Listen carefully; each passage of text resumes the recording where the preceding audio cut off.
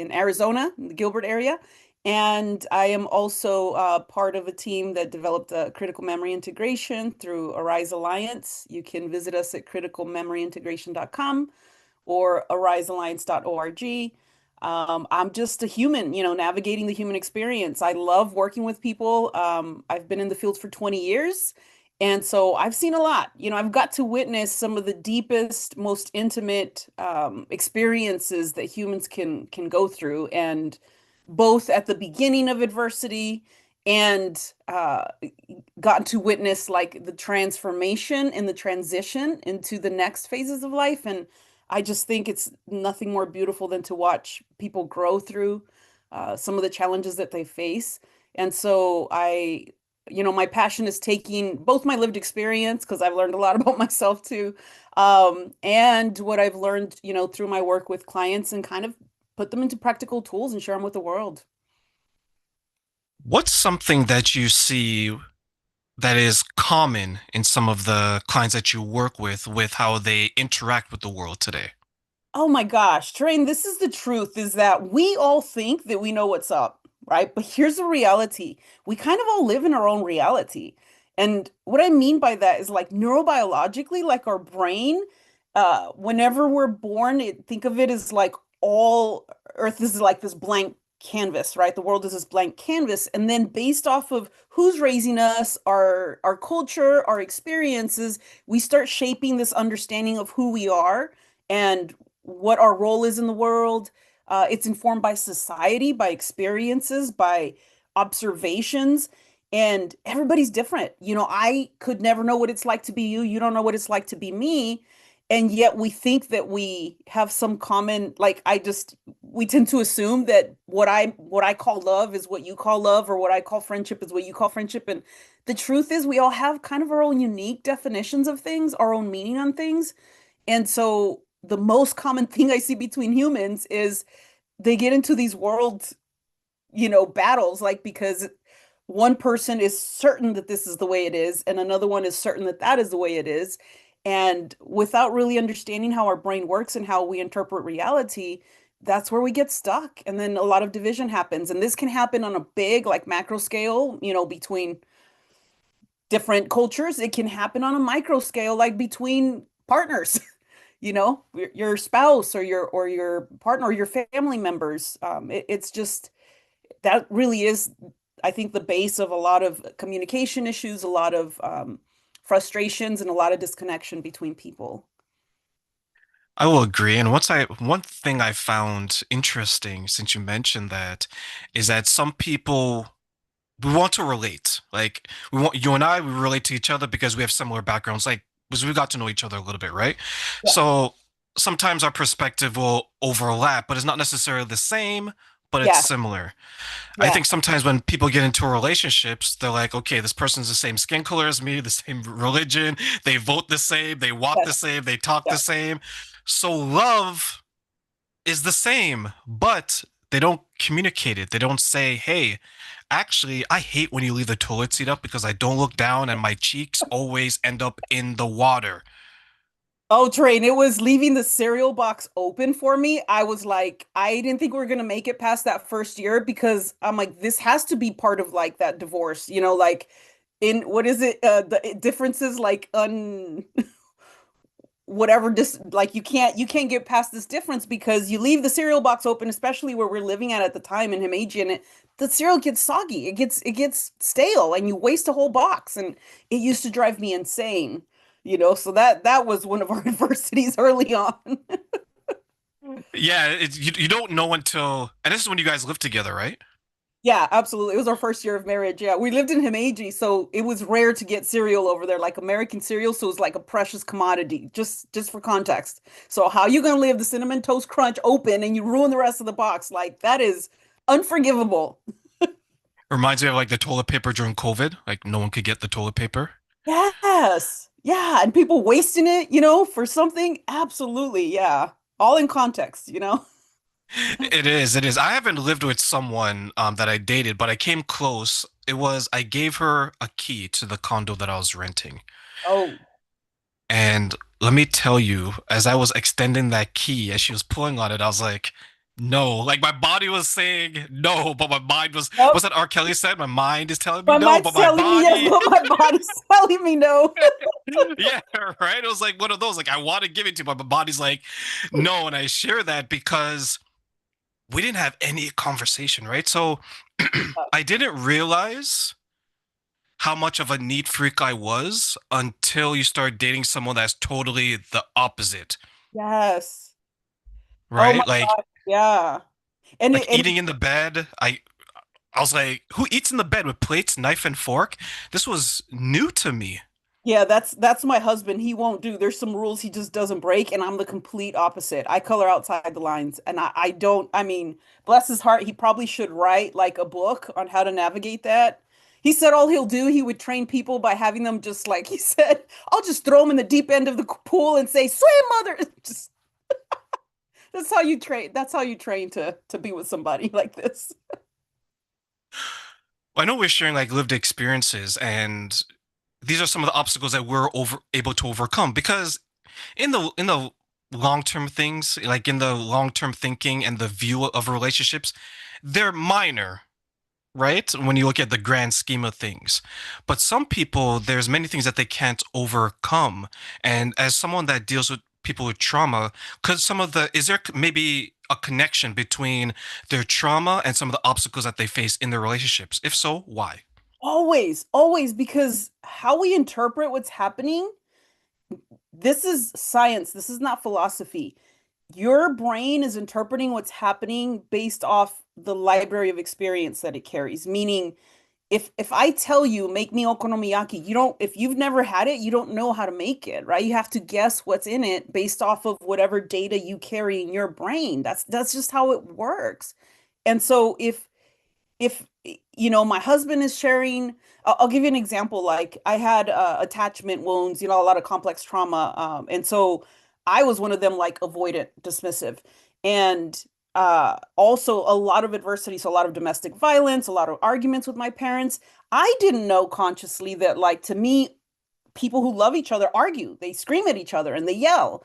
And so, early on in my marriage, I would get upset about something, and so I was ready to throw down. I go to my husband like, "Hey, this, and this," and I was ready with my arguments train. I mean, I had like backups, I had files going back at least 3 to 6 months, just in case he went this way, I was going to go that way.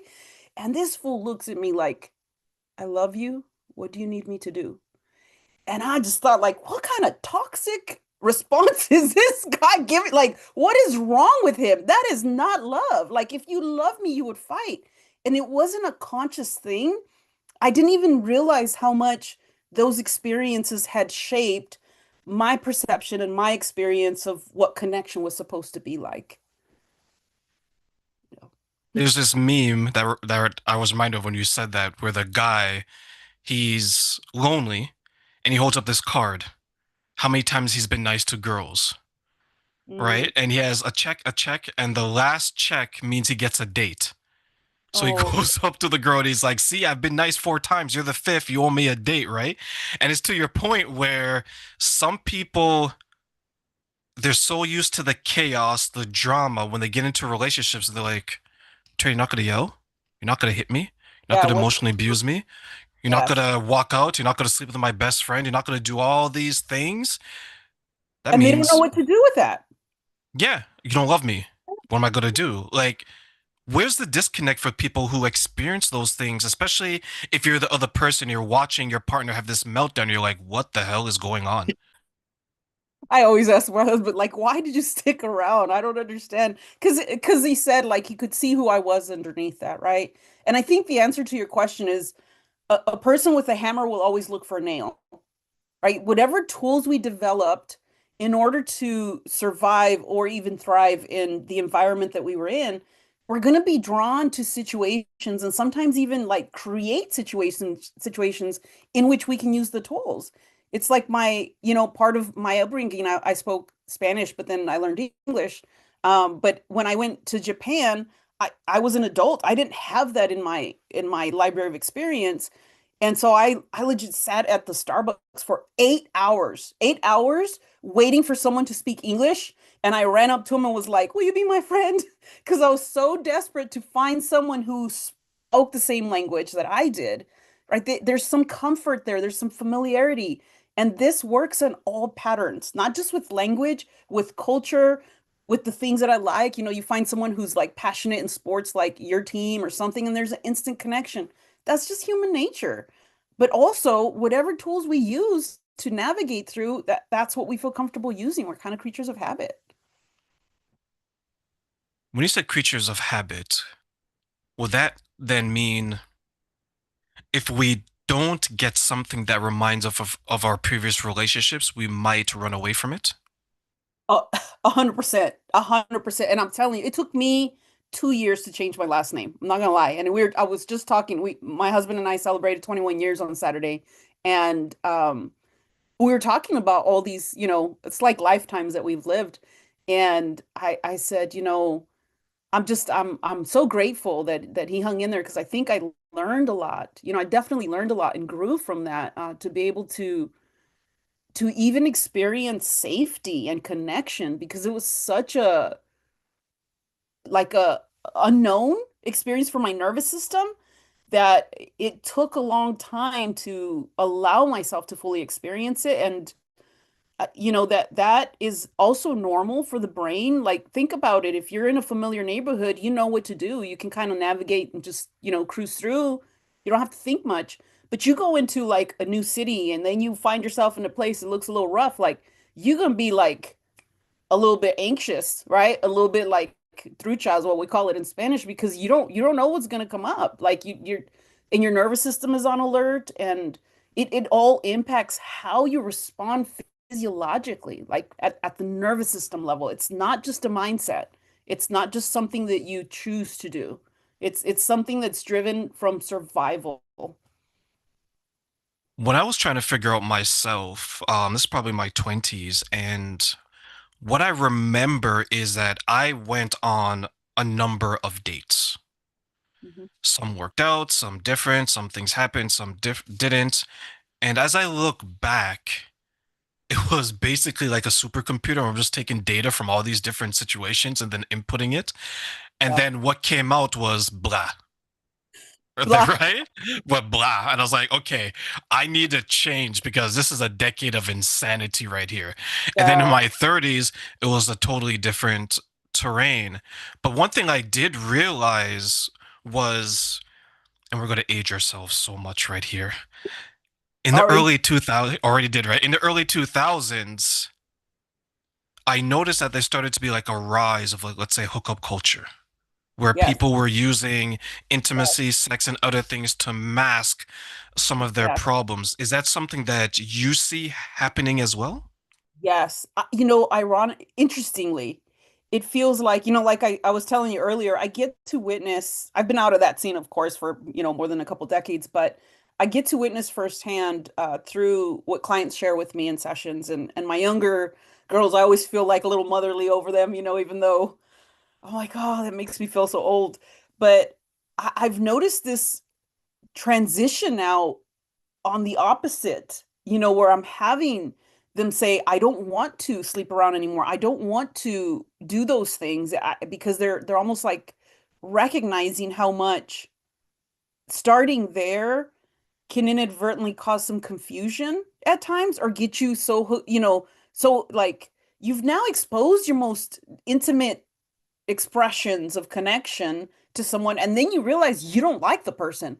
That could be very disturbing. I mean, it feels like after the fact, it doesn't feel good. And when you're aware of that and you choose differently, not, and I don't want to put like morals or values, or this is very practical of realizing, you know what, I think I'm gonna wait to get to know the person. I always tell people you don't know people unless you've like seen them through all 4 seasons of a year. Like, go through the 4 seasons at minimum to really see, are they different in the winter as the spring? Because some people are. Um, but I have noticed that I agree with you that hookup culture that happened that we all went through, early college days, and then I feel like there's this it got to an extreme, and then now people are kind of rebelling against that. I've seen it where college, university, I could understand it, even though I was probably a virgin throughout those years, and people are probably gonna laugh. I don't care, but it was just I was 110 pounds. I was like nothing like I am now, right? Yeah. But what I've noticed is that it was for a couple of years during those times for a lot of people, right? Mhm. Now I've seen people who are in it for 10, 15 years and they're in their 30s, 40s, and 50s. And one woman, she shared, I think this was an interview that I saw where she was in it and she was like, yep, you know what? I made the decision I'm going to do hookup culture. And when she wanted to get out of it, she had like 5 or 6 kids. So at that point, from a woman's perspective, I can see it being difficult because it's not only you that you're bringing into a new Right, relationship, it's you and right. other children. Or if you're a man and you have that many kids, it's the same thing. Sometimes I Yeah, wonder if people truly know the consequences of that type of situation or situationships, as young people call it these days, yeah. lasting years, decades, and for half of their life. What are your thoughts on that? And I'll be fully honest, I'm a little bit biased in terms of my experience because I worked with in the field early on in my career. I worked with court order youth, like they were court ordered to treatment because they'd been adjudicated of sex offenses. And so this is kind of a topic that's very close to my experience because I would see a kid at like, 17 years old have these terrible charges because someone made accusations against them or they got wrapped up into something that was reckless um and there's no turning back. I saw that happen with young people too, like I had colleagues that were probation officers for adults, and to see like a 18, 19-year-old who hooked up with a 16-year-old thinking they were 18 was like devastating consequences because in Arizona, that's a serious that's a federal offense. It's not, or it's a felony. I'm sorry, not federal offense. It's a felony, and you don't get a retake. You don't get, and they're like they just happen to have go to a party and were inebriated and made you know decisions, and who knows what the truth is, whether there's an accusation or not. But the same thing. It's just this the consequences can be pretty severe and way, past way it transforms your life. So yeah, I agree with you. I think with that, it's a serious thing.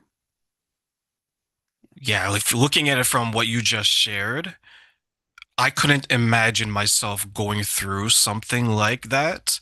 And then let's say you try to put it behind you, but Yes. as the person, and maybe depending on how big that situation was, maybe people in your neighborhood, your city knows as Yes. well.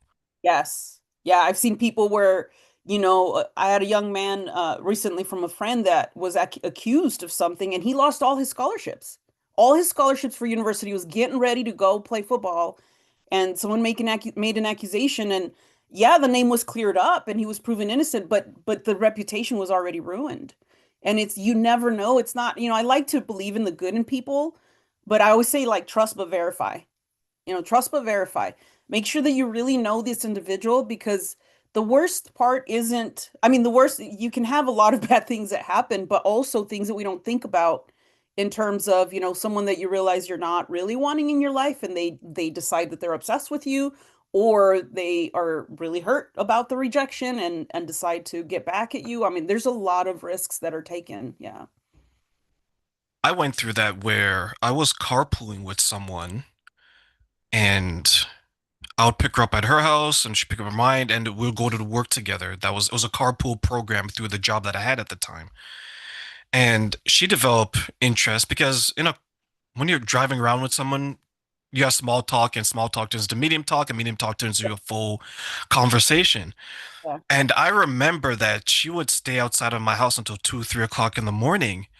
Um, just watching the house. And I didn't notice because my bedtime is 10 p.m. Like, So someone told me, and I went up asked her, I was like, hey, I heard this. She's like, yes. First of all, who admits to stalking? Nobody. But she did see a problem with it. Yeah. Yeah. And then the second thing is, I Jeez. was asked her, I was like, why? Why? Like, what's like, because I was confused. I didn't know why. And Yeah. she's like, well, I need to see who's going inside your house. I was like, need? Wow. I was like, you don't own any of this. So I was like, where is this coming from? So she shared that she had feelings and things like that. And this lasted probably about 6 months, 9 months. And after a while, I sat back there and I was like, wow, I got the stalking, I got the harassment, I didn't even get the sex. Yeah. Like, usually you want to at least get Well, something something out of it. out of it, right? Here I am, I'm losing on all fronts at this Oh case, right? man, high We cost. laugh though, because in all seriousness, some people can hook up with someone. Some people can lead someone on. Someone could have the wrong idea. Someone could just have a common interest in someone, and it turns ugly, Yes. right? They break into your house. They see, what if she saw a woman around her age coming into my house? Would she have Yeah. thought that was my girlfriend? Would she have attacked her? You just don't ever know. When it comes to people reacting in ways that maybe are unhealthy, Yeah. what are what could be in general some of the causes for that type of behavior in them? Because, feelings are generated by our own personal experience. That's another thing that I think a lot of people, there's some basic emotions, like fundamental, a baby's born and they're already scared of loud noises, right? They have that startle response. So you can kind of call that a feeling. Um, but then there's feelings that are generated based off of your experience. So, I'm terrified of like skateboarding, things like that, but I had someone I knew that their child was skateboarding from age 2, 3. So the kid was like flipping and doing all these things by the time they're 7. It's the feeling that they have of that is very different than what my feeling for the exact same activity. And it works that way with everything. Like our feelings are generated based off of the data that our mind carries, it interprets the situation. And when it comes to attachment feelings, feelings of love, feelings of connection, that desire to be to be with somebody, when it comes from like an unmet childhood need, so like if I talked about anxious, avoidant, um, it feels like life or death. And the reason why, when you're a baby, humans are the only mammals that require a caretaker to keep them alive. You can't just be born and go like say this is a toxic environment. I'm gonna move out on my own. It takes a long time. If you're Mexican, 36 years, I tell my son like to be able to go out on your own. But like whatever experiences we have with attachment early on, when we have attachment wounds, meaning let's say as a child I did the people pleasing, right? Like let's say there was an alcoholic father involved or something like that, and I never knew what was going to happen, and I needed to make sure I did not piss him off. Like I didn't, so I modified my behavior. I walked on eggshells because if I did and he beat me, I could die. Right? It was literally a life or death situation because when you're 2, 3, 4, 5, like your little body can only handle so much. So now you take that individual that grows up with this pattern of survival, and they're looking like what love and attachment is people pleasing or shutting off their needs, or if it's others that completely detach and they feel like too much, you're getting too close and I need to push you away because it's dangerous. The feeling that emerges in our body is based off of those earlier experiences if they're not integrated. If they're there, it's still informing and it feels real. It feels real because it's literally how your brain is interpreting the situation. And so how I might be experiencing my connection to you might be completely different from how you experience your connection to me based off of our experience, our understanding of attachment, our understanding of what relationships are. All of that plays a role in how what feelings emerge. And when they're survival based, you know, bad choices happen. There's no, when I tell people if it's about survival, it's not about morals or ethics. Ask anyone who, is it safe to eat a sandwich out of a dumpster? No, everybody knows it's bad. There's a bunch of science data that says that it's bad. It's a bad idea. But anyone who hasn't eaten in 4 days, more than likely, it doesn't matter if it's right or wrong. It doesn't matter if it's a good idea or not. Survival will always trump logic, when it comes to those situations. So if as a child I always wanted to be loved by my parents, but they would push me away, I would try to cling on to them and hold them closer. So as an adult, I grew up with that same attachment style, that same core Yes. wound. And Yeah. now, as a stalker, as anyone else, why don't you love me? Love me. Yeah. I could do all these things, so I don't want to let you go, even Yeah. if it's unhealthy, because I'm willing to not distinguish, I'm willing to scorch the earth to make Yeah. sure that you don't go with anyone else. Would that be accurate? Yeah.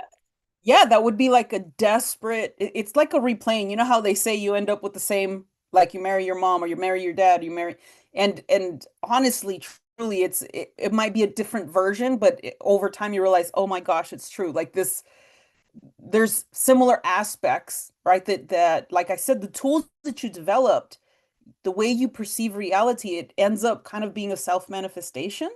This is the importance of us looking for answers within. It's the importance of us becoming aware of patterns because the pattern isn't about, well, I just, all men suck or all women are crazy, right? It's like, what is it within me that continues, connecting with this pattern? The answer is inside of you, not outside of you, because there's your brain's the one that's interpreting, missing the red flags or turning them into a scarf and wearing it around your neck. Whatever it is that you're choosing to do, it's within you. Yeah, What makes it difficult for us to identify the red flags, not only in ourselves, but in others? because it requires a mirror. It's like, how do you know that shirt don't look good on you? You got to have a mirror. You have to be willing to look at yourself.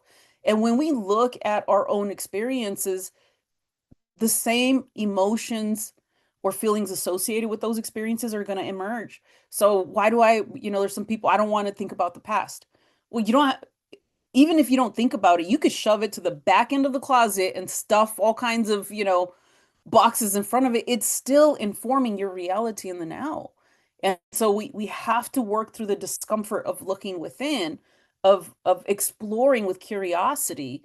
What is it that's driving me that feels like this sense of desperation? And I always say that's a red flag. If the moment that head over heels feeling that you get, you find someone you're just like enamored with them, and I'm like, honey, they're human too.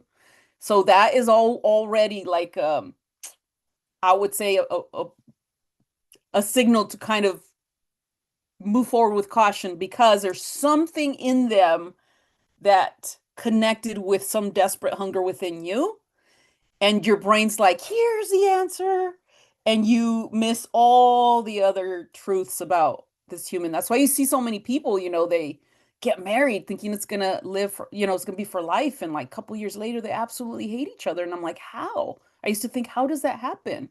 This is how. I've seen some people get into relationships thinking that they're going to save the person or the person's going to save them. And once that is done, they're like, yeah, I need to go find someone else to save.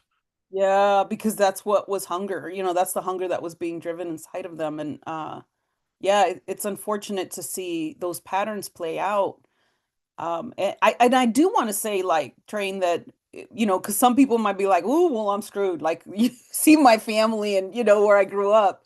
Not necessarily, not necessarily. And it doesn't mean that you can't work through things. You have to just be really aware. When I started shifting my awareness of like, okay, this, my husband, he's such a good person, like, and maybe part of it he would shut down, like, I'm not gonna mess with this drama because just I told you he grew up in Flint, so he knows how to ignore things.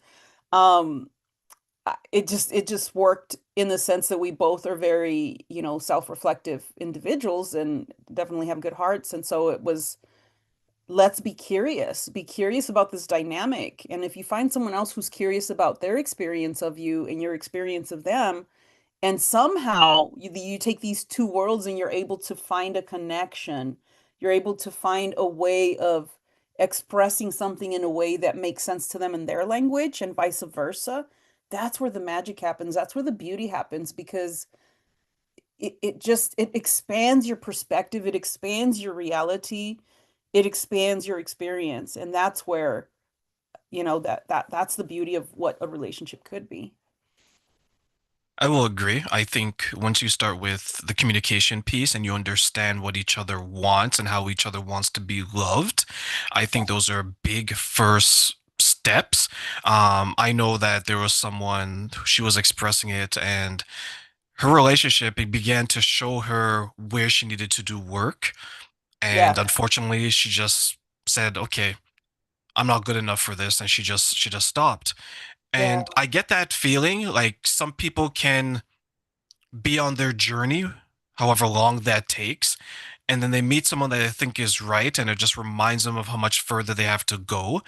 And some people just get tired of maybe doing the work. They see 21 years of marriage, they see a healthy relationship, and they get into that comparison because online or in life, almost everything is a competition, from your job, from your family to relationships. How many times do we turn on the TV and you see one person in a relationship and then some of our friends are like, am I ever going to be married? And like, of course you will be. You just have to do this and do that. And But it's a maybe shame. you won't. Maybe you won't. Maybe you will. Maybe you won't. And maybe not getting married could be a good thing in terms of, I mean, because I've seen some people got married and boy, the journey that it took them on is devastating, you know? Instead, it's like if you focus in the now and how you're interacting with others and what brings you distress, what brings you peace. And I don't mean peace like this is easy because he just enables me and doesn't, but challenges me, allows me to see myself from different angles and learn. Like there's some healing that happens. It you could be in a relationship, in a fulfilling relationship without the ring, or fulfilling, even friendships sometimes follow the same patterns, even those type of like more platonic relationships. You can learn from every relationship because the truth is the depths to which you understand yourself will be reflected in the depths to which you can connect with others as well and understand them and see them for who they are and see the full truth, right? Not just the surface truth of what you think you want. Hopefully that made What sense. role do, what role do you think someone's social circles plays on their relationship status? Oh, Train, we were talking about algorithms earlier, right? Like whatever you watch and the algorithms that come up. I mean, algorithms mimic how our brain works. Whatever you feed it, including for me, like how I witnessed my parents or how I witnessed other relationships in my life, those are all informing my mind about reality. And it whatever you're exposed to skews your perception of reality. It impacts it. And so if you're hanging out with people that say, yeah, SRI, everybody lies, or fighting is normal, or I had one individual that came in my office and she said she was trying to convince her boyfriend to marry her. And I said, "What argument did you use?" And she said, "Well, because if we're married, we don't have to testify against each other in court." And I'm like, "What you planning to do?" Like, I don't know. That was the first time I heard that reason for it's very creative, but I'm like, I don't even want to know. I'm a mandated reporter. Don't tell me. Like, just, everybody has their own perception of what that union means, what they're looking for in it. And truly, I think the curiosity factor, I know I keep saying like be curious in relationships is really what's going to help it actually sustain for the long run because we change over time, we evolve, hopefully. And each phase, of life invites us to get to know each other deeper, the partner deeper. I mean, I remember like the pre-father version of my husband where I was a pre-mother, professional, like there's all these phases you go through in life. Now we have a kid about to be 18 and thankfully, I mean, she's like a perfect mix of us, like, and just it's beautiful to watch, but boy, did it come with challenges. And boy, did it come with like even right now, I never had a kid that turned into an adult. So I'm terrified of like, oh my gosh, I'm gonna have an 18-year-old. That's crazy. How am I gonna be? I don't know. I'm gonna stay curious and open and connected to the truth of, we want her to be resilient and strong, a strong, independent woman. And so that we're discovering and we're finding, even as parents, how we can continue to facilitate that growth in our kids share the successes, share the heartbreaks. It's a beautiful thing, but it requires a lot of kind of like a dance, how we're experiencing things, what it reminds us of, knowing that it's bringing up experiences for me that might be different from the experiences for him. How is it parenting an adult? Well, right now I just say I'm really proud. It's like I probably have more issues with my 13-year-old boy because he's like 6 feet tall and now he got a girlfriend. I'm really struggling to reign. I'm just like I'm not gonna lie. I looked into getting him tatted up with a love mom, heart. Apparently it's illegal in Arizona, so I got him like the those fake tattoos that say I love mom. I'm like, she gonna know whose boy you are because you're too young, too young. I'm struggling with that one. Put your name on his forehead. Yeah, yeah. I'll make him wear big t-shirts with my face on it, I don't know. I mean, this kid, yeah. But yeah, no, it's great to see my daughter, she's got such an amazing I always say, baby, you are way smarter than I was. And legit, legit. I don't know if you do your age on Spotify, but like, at the end of the year, how it tells you your age, like mine was like 25. And my kids, like, my son got 77, my daughter got 45. I'm like, what you listening to? Like adult kids, just so they're just good kids. It's beautiful to watch. Yeah.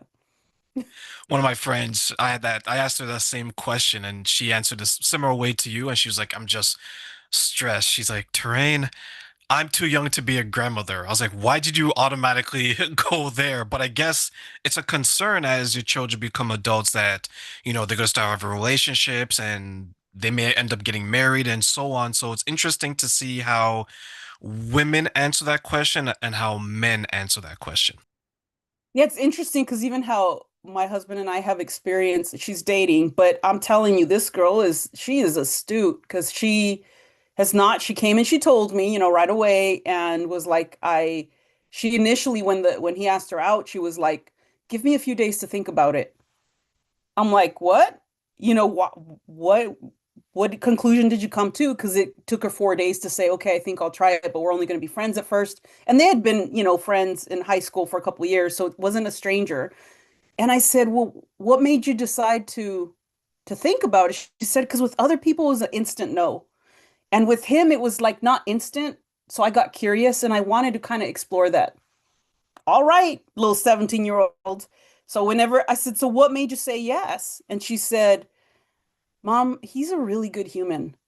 I thought about how he interacts, and she's giving me examples of how she watched him do this at school or talk to, teachers this way and how caring. And I thought, oh, like that, not gonna lie, tear in my eye because I'm like, unexpected. I'm like, she's paying attention.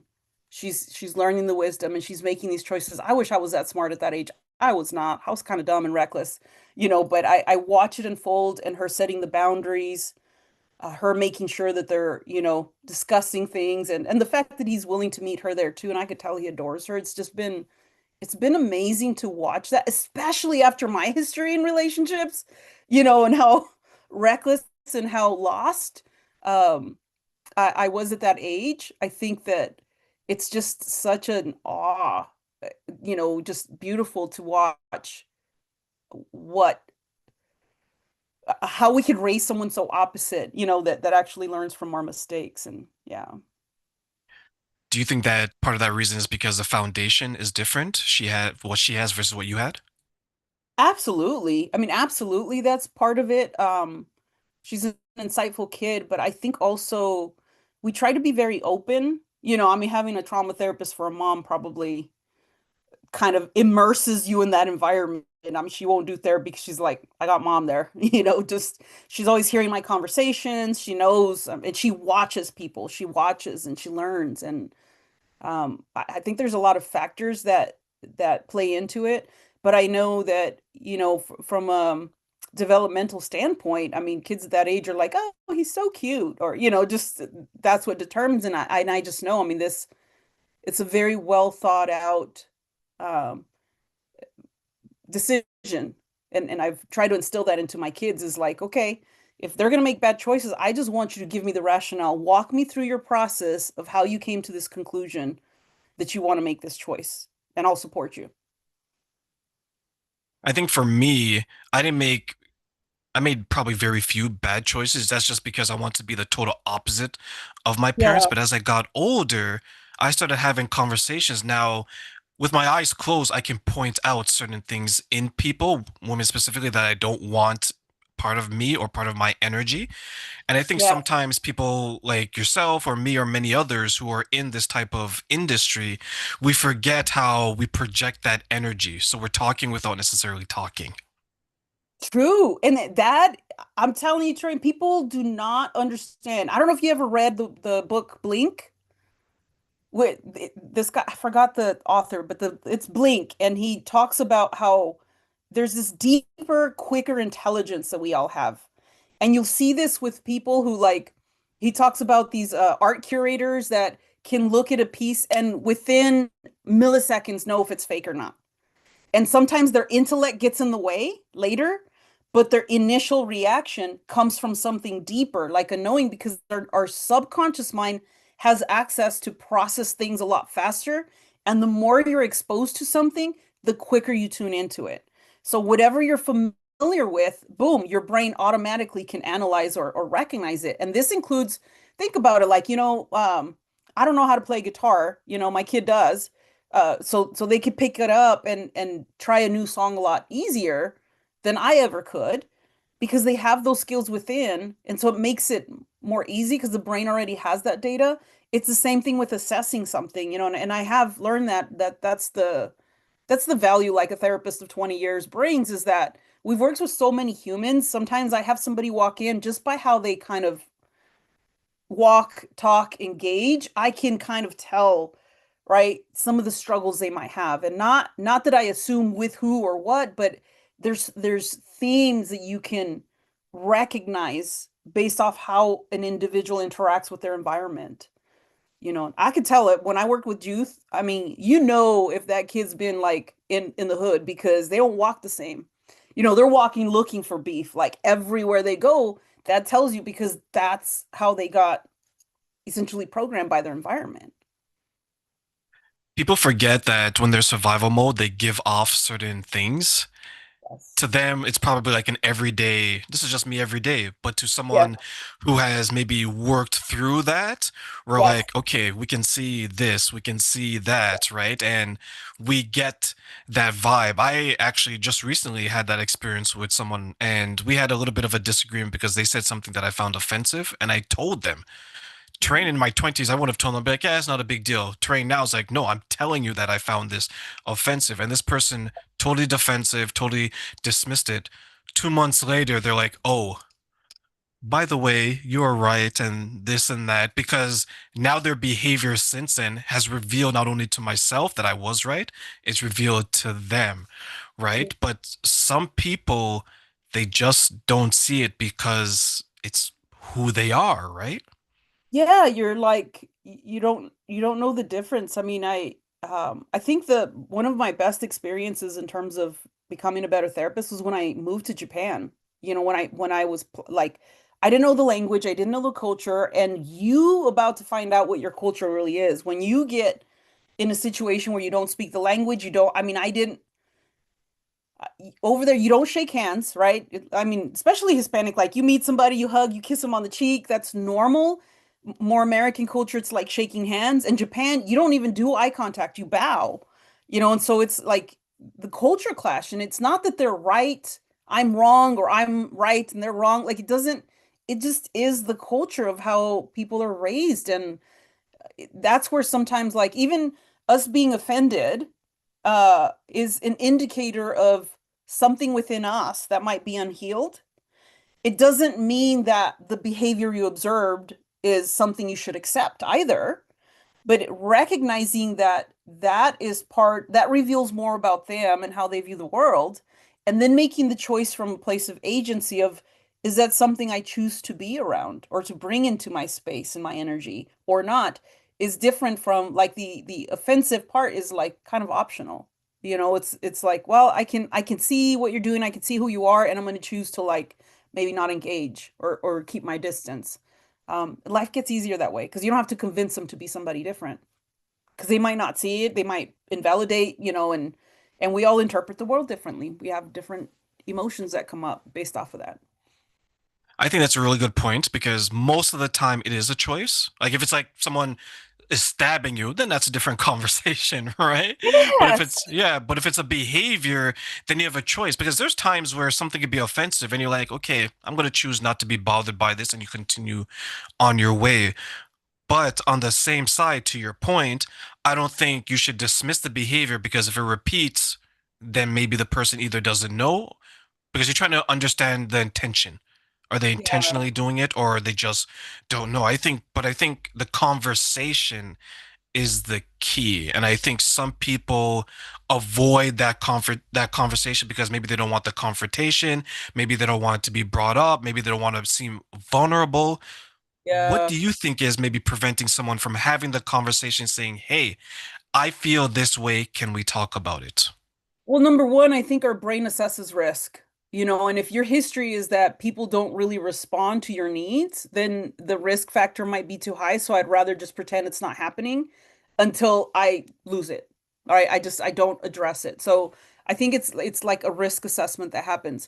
But to your point also, in terms of this is the complexity of like relationships too, because I'm like, no matter what, if you're dating another person, they're going to be human. And this is how humans work. You can't assume their intention. I can't tell you how many people lack awareness as to what they do and how they do it. Like they don't mean ill.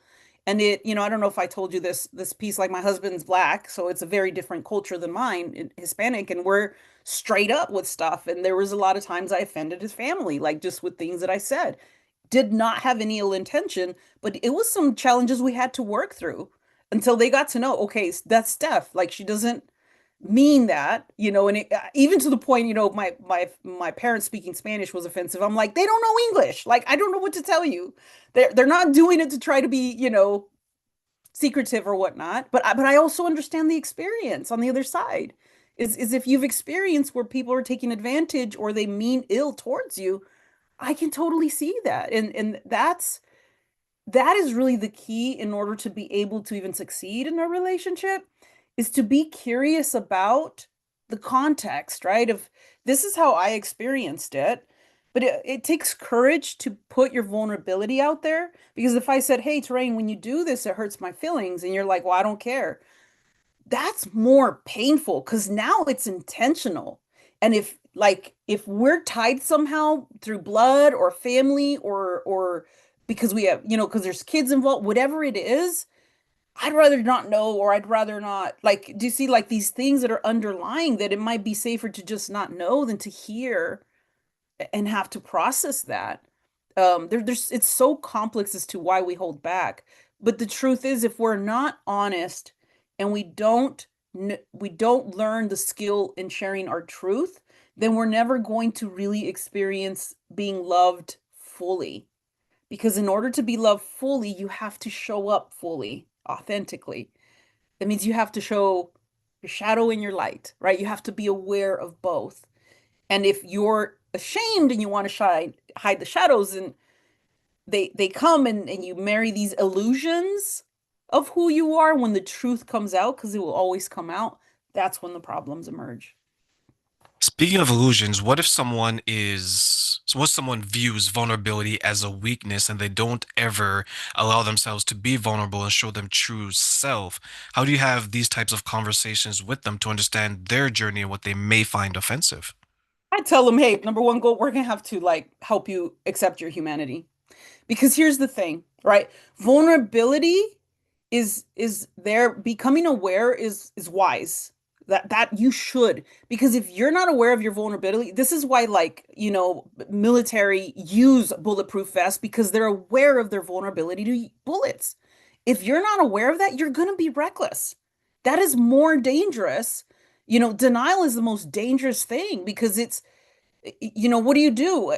Just, or you try to get hard. Well, guess what? You cut off all your emotions and feelings. I don't know if I had told you this before. I worked in the hospital and there's this disorder, a neurological disorder where people don't feel pain. right? And you think, oh yeah, I could walk and I could still punch people with a broken arm. That would be awesome. I'm, look really like tough. But no, the truth is there was a little girl who had that condition and she would come in a lot because when she developed teeth, she chewed through her own lips. She chewed through her own thumb because the pain is a signal that, hey, you're hurting yourself. That's not supposed to be digested. And she couldn't read the signal because she was disconnected, right? To this condition. And it happens the same when we disconnect ourselves from those signals within us that say, hey, this hurt or this sadness or this grief or whatever it is, it's data, it's information. And when you disconnect from it, you miss important information that could inadvertently harm you. So now you're saying things and doing things that is destroying your relationship with your kids or destroying your relationship with your spouse or your partner, and you don't even know it because you're not attuned to the little signals that are telling you because you don't want to look weak. Well, to me, weakness is foolishness, right? Really, wisdom, it's not about who's the biggest, baddest, it's about who understands and is intentional. That's who wins the battle. It's not about size, it's about technique. And that requires information, it requires having all of the intel to make informed decisions. And so I do agree that's one of the things that probably one of the most common things, particularly with men, that I have to work through in therapy is that we have to break it down uh, to better understand what is an emotion for. It's not like a, bad design on your body, like, oh, you must have got a body from Wish, because most of us don't have emotions. That's not that's not how it goes. It's like society's told you it's a problem. It's not a problem. It's actually you need to learn how to master it. You need to learn how to understand it. I've seen two people experience that right now. Like we have this group chat where majority of the men, except for myself and one other one, are single. Like most of them are single. And they will share that emotions, that's something that women experience. They yell, they do all this stuff. We have to be stoic and strong and proud.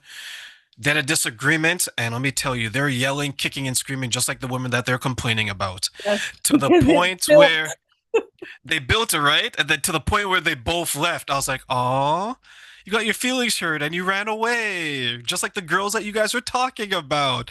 Right? It was so interesting to see how the build up, they're very because they present this. Yeah. And then when it comes down to it, just as fragile as the people that they complain about. If You not mentioned more. men. Yeah, If more, not right? more, because the destruction is big. It's not contained and it's not, right? It's not measured. It just blows up and it causes more damage. Do you think that's ego or is that something else? No, I wouldn't, I try to stay away like that, the term of ego, because we all have egos. I don't care what people say. Well, I had ego death. No, you didn't, because you're still alive. So as long as you're alive, you're human and you're still going to perceive things from a certain perspective. So if you think you're spiritual enlightened and you don't have an ego anymore, then that's more egotistical, I think, because you're just blind to it. It's about, awareness of how our brain works and how our emotions work and how it really comes down to, I think, fear of uncertainty and lack of skill. So if it's something that you're not familiar with, you're going to stay away from it. And that's just neuroscience. I mean, your brain doesn't want to be around who wants to be dropped off in a country where they don't know the language and they don't know how to. That's stressful, right? Like you stay around familiarity. And so if the rules were growing up, especially if you were told you cry, you're going to get whooped, right? If it was unacceptable, that rule is so hardwired into their survival mechanisms that moving away from it feels like potential death, right? It feels like I won't survive it. And then it becomes what your the chains, becomes like your cell, your prison, because you can't move past it. You can't grow. And that it's more common with men probably because society also supports it that way. But I love when like men be crying. I'm like, go ahead, put your sunglasses on. I don't care. I have like two tissue boxes, a fancy one. I got one with a tattoo on it that says "Cry now, smile later." So I'm like, you could keep your street cred. Just use these tissues, but the only way you can master it and understand it is to experience it and go through it. And so, yeah, connecting with emotions is going to be key to become master of them. I wonder how many men struggle with emotional regulation for that point you just mentioned, where society or maybe themselves think that, well, this is another form of weakness, how women may see vulnerability as weakness. Yeah, I would say, we call it fluency, emotional fluency. And so you think about a gauge, right? If you're driving a car, the gauge is gonna give you more control over it. Like my mom's car, her gas gauge broke. Right. So when she goes, and this happened to like my first car too, like 20 years ago, you have to fill the tank and it goes to F and it stays there until you're out of gas and then it goes straight to E.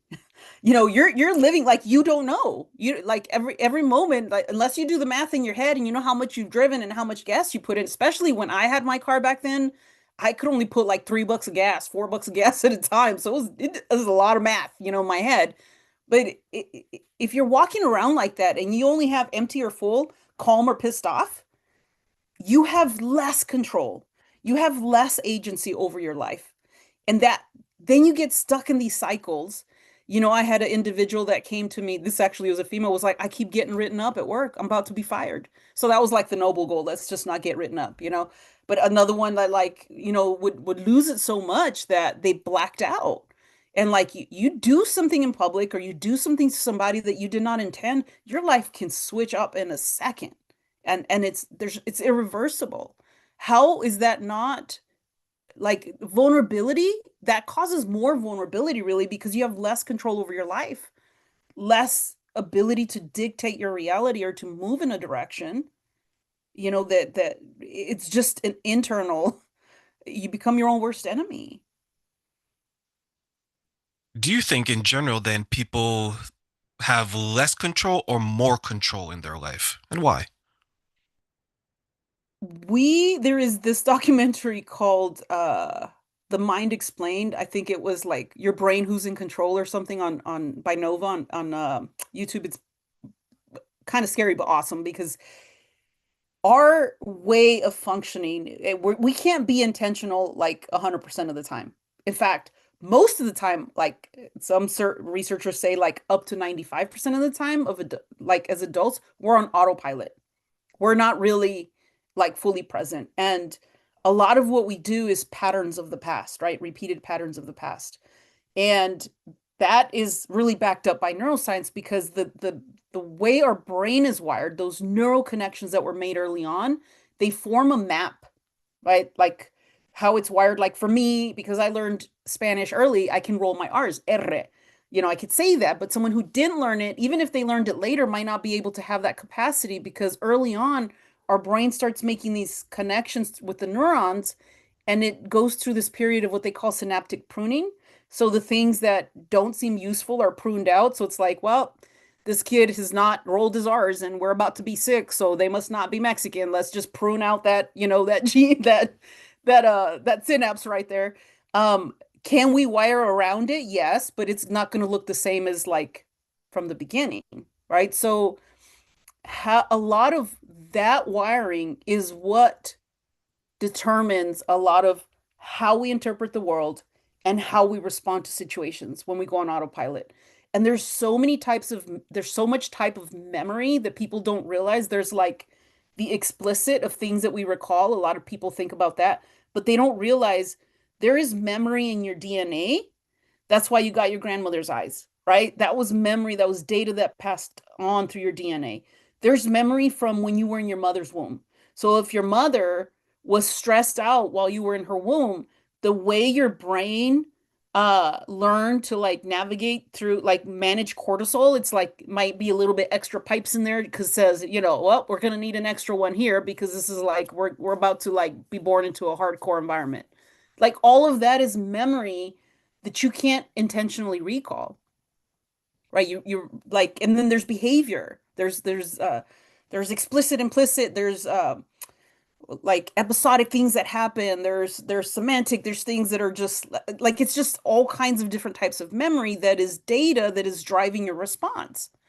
And so we think that we're in control, but really a lot of times we're just repeating patterns. We're repeating patterns from our past. And by the time you're like I don't know, in your 20s, 25, 30, like you're pretty set in a lot of your ways, definitely by early adulthood. And it takes a lot more effort to change those patterns. So in order to do that, you have to become aware of your patterns, and that requires you to pause, take time to slow down. This is the importance of like meditation, mindfulness, things like that, and self-reflection in order to start being curious about what drives that behavior. And that's where critical memory integration comes in with, the stuff that I do with individuals is teaching them how to tune into the signals, activate that memory trace network that's kind of driving the behavior, and then intentionally rewire by creating a new experience to connect with it. And now the brain has a new association. Think of it like you can have an experience that gets flipped like that. I use the example of like, I don't know if you ever heard of the magician's Penn and Teller. I don't know if they're still around, but they were like in Vegas for, like a residency or whatever for a few years. So I went back, it's got to be early 2000s or something. Went to go watch them, and I'm like, magic. It was just this feeling of like, whoa. And then these guys, they shared with us what the pattern, like they shared the secret, and it ruined it for me. I can never watch some of their magic tricks and be in awe anymore. In just seconds, it ruined the experience. It completely transformed how I experienced the same thing that I'd witnessed for years and was in awe over, was desensitized and just changed, right? And our brain has a capacity to do that, but we don't often tap into it with intention because we keep just the same patterns and we just strengthen them instead of, moving towards them with intention, exploring them. Once you see it, you can't unsee it. That's the magic of memory reconsolidation, of changing these patterns. When you mentioned it got me thinking about, let's say someone, and we touched on this earlier, someone comes from a difficult upbringing. Yeah. They were powerless, right? They had to live by their parents' rules, or they had to live by society's rules, or they had to live by rules of the neighborhood, Yeah. right? So they didn't have control, they didn't have control, didn't have control. They grew up and as an adult now, they have to go get a job because maybe they're living in conditions that they want to get out of. So they have this cycle, as you mentioned, of always feeling not in control. And Uh, I think that could last for a long time with some people, right? it will remain until you intentionally change it. And like neurobiologically, you heard of the term neuroplasticity? It's this term that really says that our brain is malleable. It's you can change it, right? You can rewire it essentially. That's neuroplasticity. So they used to think that you couldn't teach an old dog new tricks. You can. It just takes a lot more effort than a new dog, because a new dog is like a baby is very malleable because their little neurons have not really formed in those patterns yet. But the more those patterns play out, the stronger those connections become. And if you think about it like the little wiring that happens, it kind of forms this matrix, right, of activation, a pattern that becomes essentially like who you are as a person. The way those patterns fire in your brain are different from the way they fire in my brain. Even just looking at language, gender, experiences that we've had, we call that like your library of experience, but you could call it a matrix, whatever you want to call it. In neuroscience, it's like your default mode network, is what they call it, the default mode. And that everybody's is different. It's kind of what your brain goes back to when you're not actively trying to do something different, when you're not actively learning, right? That there's like 72 different networks, but that's one of the most important ones that we really play with a lot with memory because essentially it becomes the opposite of neuroplasticity is neurorigidity. And what that is it forms a structure so you have a sense of self. Who are you without your experiences? Who are you without this adaptive response? If all of a sudden, for me, I've worked a lot on not being so defensive because I realize how much that has impacted. Like I'm a little extra sometimes, and I'm really working on like not everybody's out to get you, Steph. But I don't know if you remember, maybe I shared this before, but my first 19 years of life, I grew up in a cult. So in a cult, I was not allowed to wear pants. I was not allowed to cut my hair, wear makeup, have an opinion, listen to anything that was not of the church, read anything that's not of the church. Especially with music, I'm like, Trey, nobody could sing in that church. I mean, music sucked for the first 19 years of my life, and everything was about hellfire and brimstone. So my nervous system got wired in those 19 years to be like, You will not control me. You will not control me. And it took a level of like sacrifice to move away from that that was to such an extreme because I had to be able to cut off like everything that I knew. All of the community that I was connected to, disappoint my family. My father wouldn't look at me in the eyes for 6 months. It was painful and very intentional, but to have that level of courage to break away from everything you knew, it took a level of strength and defiance that has played in my life over and over again. And like I told you with my husband, my poor husband, like I wouldn't change my last name for 2 years, until I was like, I guess I'll give it a shot. Like it plays out in our patterns, whether we recognize them or not. It's always in the background informing what you do and how you do it. That becomes like your default. And to destroy that or to disrupt that feels very unstable. It's terrifying. You feel like you're losing yourself. A dissolution, that's the whole death of the ego, right? Is like, who are you without this? But there's still something there, to be a functional human being. If anything, your name, it's still part of it. You mentioned critical memory integration. What is that, and what role does it play in our life? So critical memory integration is a therapeutic modality that we developed at Arise. But it really is kind of the organic way in which we can change some of these patterns.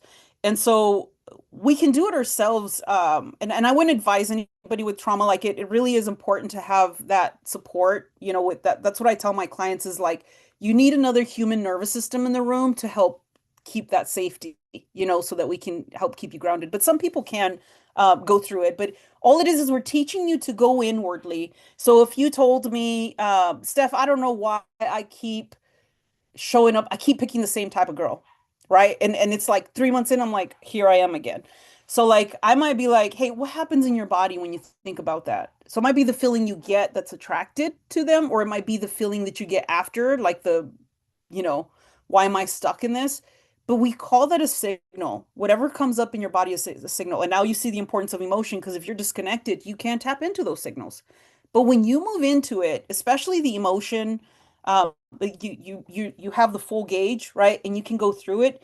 It starts activating that memory network, right? And you might go through the sadness, you might go through the shame, you might go through the fear, the desperation, the attraction, the illusion, whatever it is. And that's all part of how your brain is interpreting an experience. And so we're walking you through this process internally. Unfortunately, a lot of people will go in and they go from like anger to like pain. They're like, nope, and they dip out and they don't go through the whole process, right? But if you have to go through all of the discomfort, you get to a point where your brain actually reveals here is the data point at which it started. Here's like the instruction manual that is driving your behavior. And oftentimes that could show up like an explicit memory, like something you recall, as in childhood. Sometimes it's implicit, meaning that it could have happened like an attachment wound, and you don't get a full image, but you have a feeling or sense of. And we work with that, so we guide you in staying with that, with the awareness that you're now an adult, so that your brain can recognize, like activate the memory of what happened back then and what I did to survive, and then what happened now. So it's like, I had a stepdad, he was alcoholic, and he beat me, and I felt vulnerable and scared. And what happens if it's not integrated is now you have this situation with your spouse or your partner and you feel scared. And the brain goes like, scared, what do we do with scared? Oh no, we shut down, right? Because it doesn't know the rest of the context. Integration looks like now with the awareness that I am now an adult, I activate this memory. And now, yeah, we connect the scared, we connect the vulnerable, but now this thing connects that, oh, wait, I was 5 here. Over here, I'm 40 or I'm 35, right? This is my stepdad. This is actually just a girlfriend or boyfriend. Like now the brain can look at the full context and make a more informed decision about how to respond as opposed to getting hijacked to something that's not connected yet. So integration is the process of making these connections whole, like the puzzle pieces, so that your brain is not getting hijacked by something that you shoved in the back of the closet, that you don't want to think about because it's scary or embarrassing or too painful to revisit. You're able to recognize that my response to how you're talking to me, you're a kind, like with my husband, he's a kind person. He's talking to me from a loving way. It doesn't mean that he's dismissing me. That was actually back then when this happened, right? You're better informed from the now. You're not getting hijacked by the past. That's what integration is. And critical memories are experiences that kind of drive our response. So think about it as, if I eat cereal one day, it's not really, my brain just forgets it. But if like there was a drive-by or something that day, my brain's gonna probably associate cereal with that event. And now it might activate something in me when I see cereal, or like there's these connections that our brain makes, and those are the things when what you're doing doesn't match, your response is a little extra, or you get stuck in loops where you're like, I know I don't want to pick this. I don't want to respond that way, but I continue doing it. Those are all indicators that there's probably something that needs to be integrated that's not connected. Is that awareness piece difficult for people to do and then make that connection? It depends, man. I've had people come into my office and like within the intake that first day, they're able to make some connections. It's beautiful to watch. But sometimes you have very hardwired things, and our brain gets very suspicious. It doesn't like novel, it doesn't like new things. It wants certainty. And so the moment I walk towards vulnerability, if that is like a back up, like you seen that meme with the baby that just turns around and rolls back out the living room, and I see people do that, I'm like, all right, we need to do some connecting to the body, some awareness of those signals. So we build up some of those capacities. That's what we call like sensation or emotion fluency, to be able to experience, not just tolerate, because tolerate seems like you're doing it without will. It's like willingly understanding and embracing, because I know when I move towards discomfort, it's going to teach me something. Like when you get a good workout, and it's a good workout because you pushed yourself, and that point of discomfort is that growth point, right? It's the same thing with intellectual buffness. You got to work at it. You got to increase your capacity. And with more capacity, there's more resilience. There's more ability to navigate the world without losing control. I see some people forgetting that, to your point, there are pillars to it, right? Like, how's your emotional health? How's your physical health? How's your spiritual? How's your mental health? And there's so many distractions out there.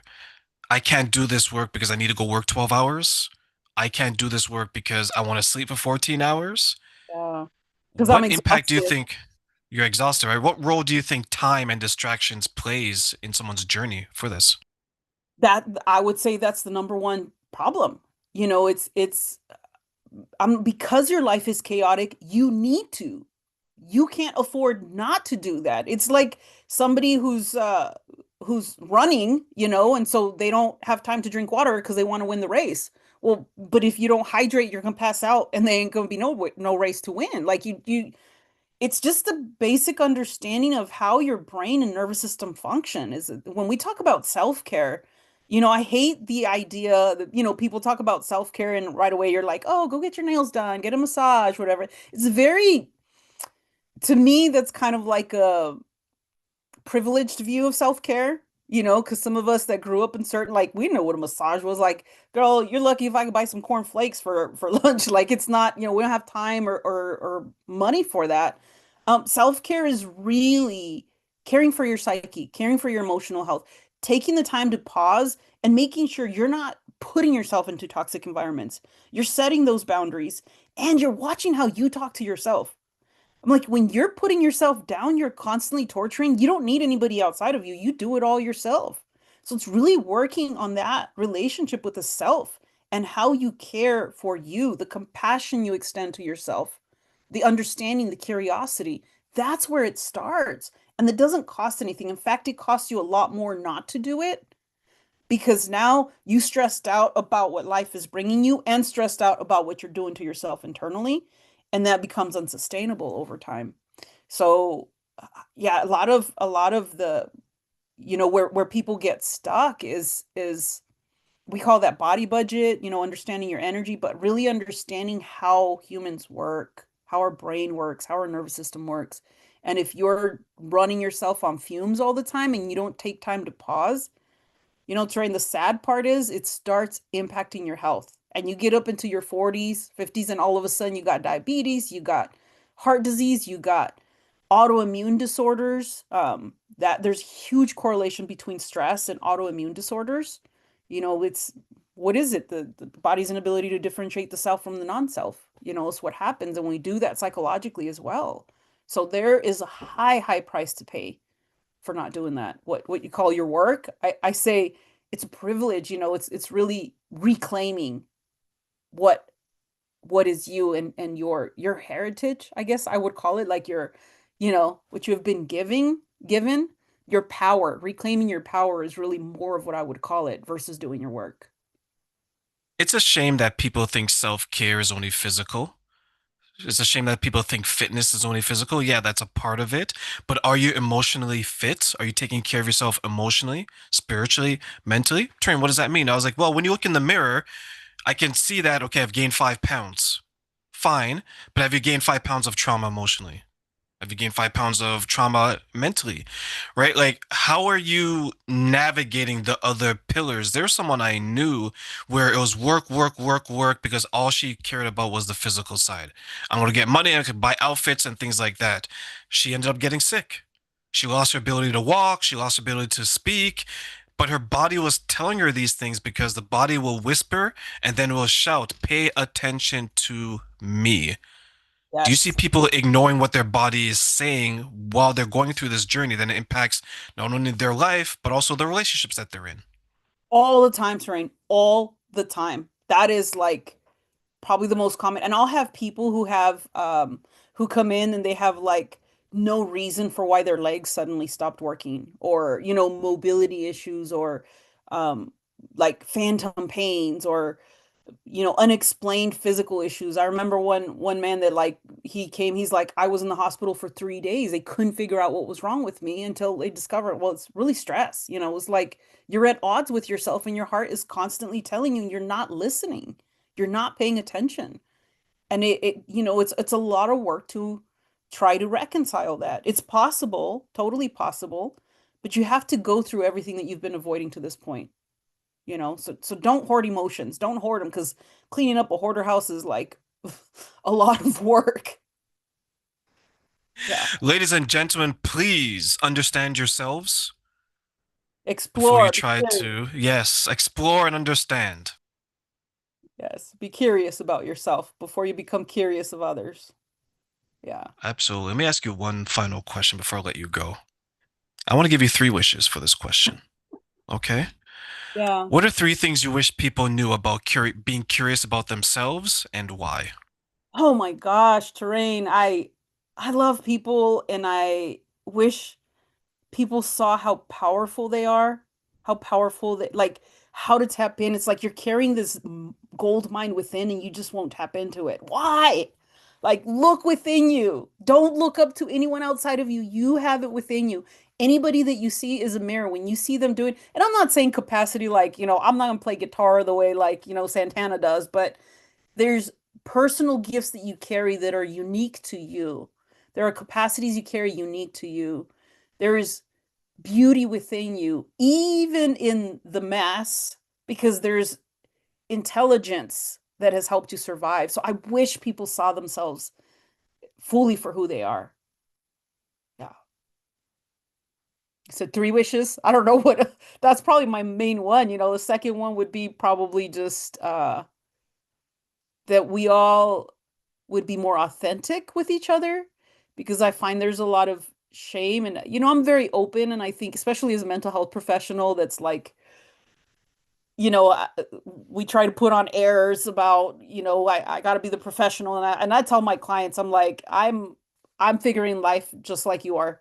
Um, I'm just human like you are. So I'm not going to lie to you about the reality, because when we're willing to look at the truth, we learn so much wisdom from it. And so I think that piece of, don't see yourself as broken. Be curious about how what you do and how you do it functions. Like, what function does it play, and at what point was it functional and now just no longer, it's outdated, what you need to update. That would probably be the second wish.